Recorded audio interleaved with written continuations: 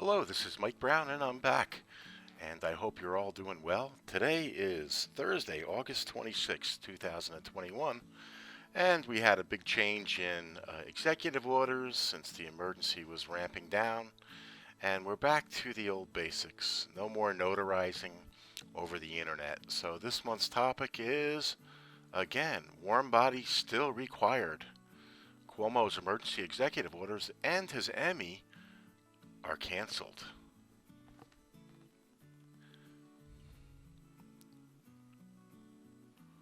So, yes, Governor Cuomo was given an Emmy Award for his TV series of daily presentations about the emergency. And just recently, the new governor announced that they found 12,000 more people that died in nursing homes and other places because now we're going to have more transparency. It should be interesting to see what happens to Governor Cuomo, I should say former Governor Cuomo, in criminal court. So let's get back to the topic at hand. His nursing home executive orders, where they forced people in there that were sick without testing, and his executive order about notarizing electronically in New York are now canceled. They're part of the cancel culture.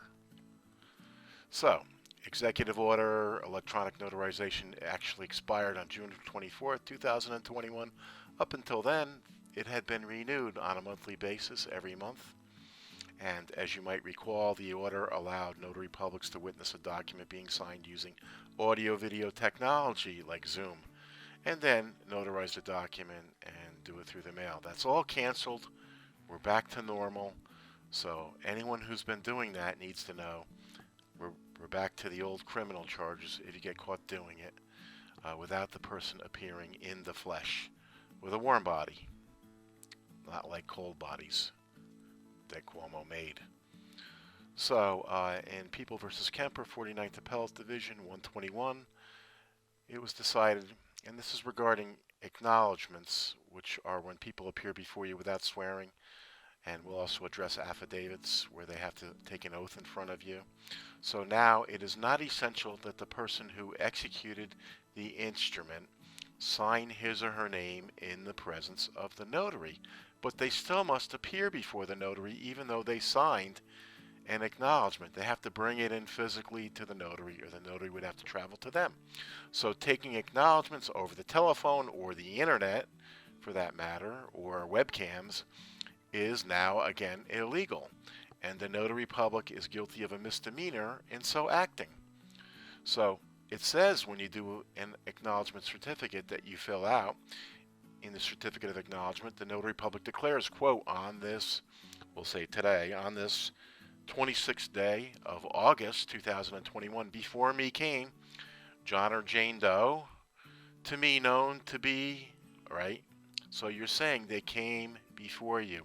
If you sign that and they did not appear before you physically, it starts out as a misdemeanor.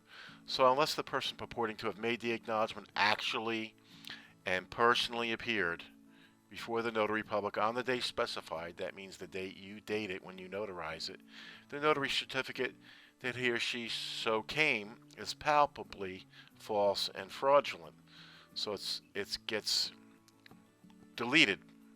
So you could have damages if you did this illegally and got caught, and the person would lose whatever you notarized. It would be unfiled, unrecorded. So also interest is a disqualification, and the Republic should not take an acknowledgement to a legal instrument to which the notary is a party of interest. And I get this call from members almost on a weekly basis. They want to notarize for a family member. Somebody just emailed me yesterday, can I notarize for my niece? Or could I notarize a few weeks ago for my son-in-law?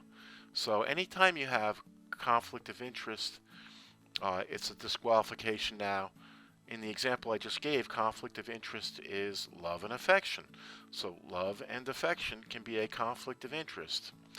So back to the topic at hand, fraudulent certificates of acknowledgement. It said if you notarize without them appearing before you, it's a fraudulent certificate.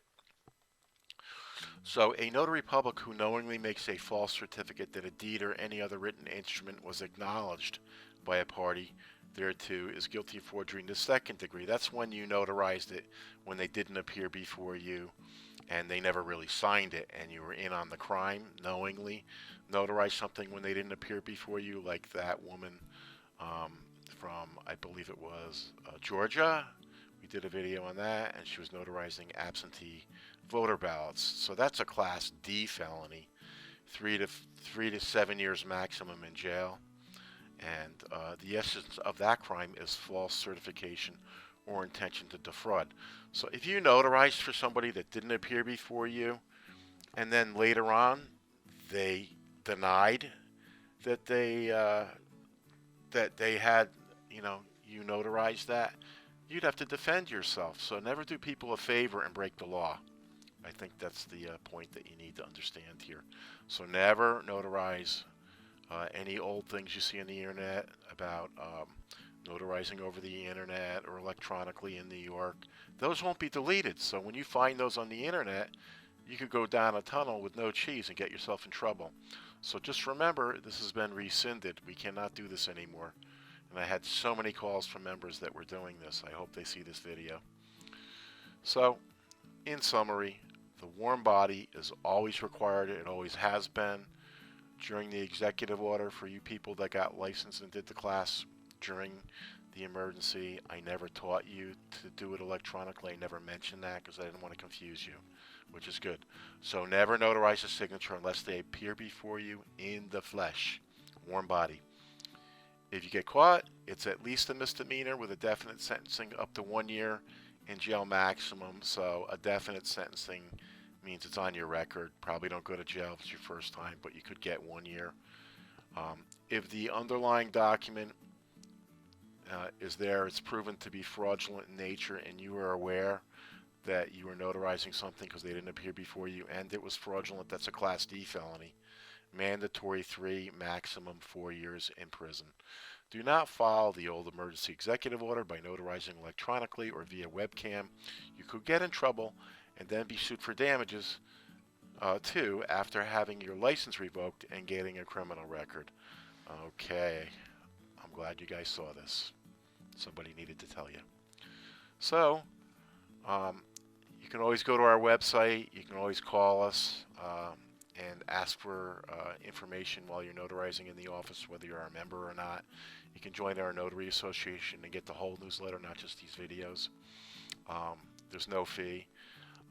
So you can sign up for this free newsletter with videos, and we'll change alerts at this website, howtobecomeanotaryinny.com.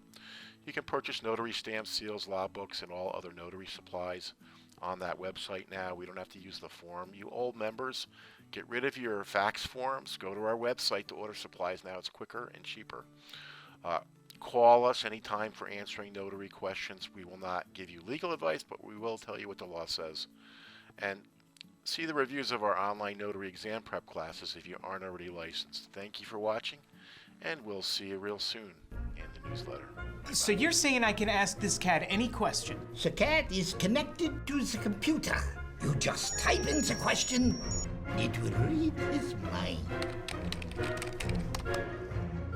There the answer comes.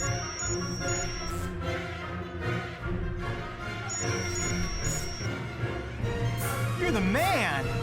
I've been looking for this for weeks.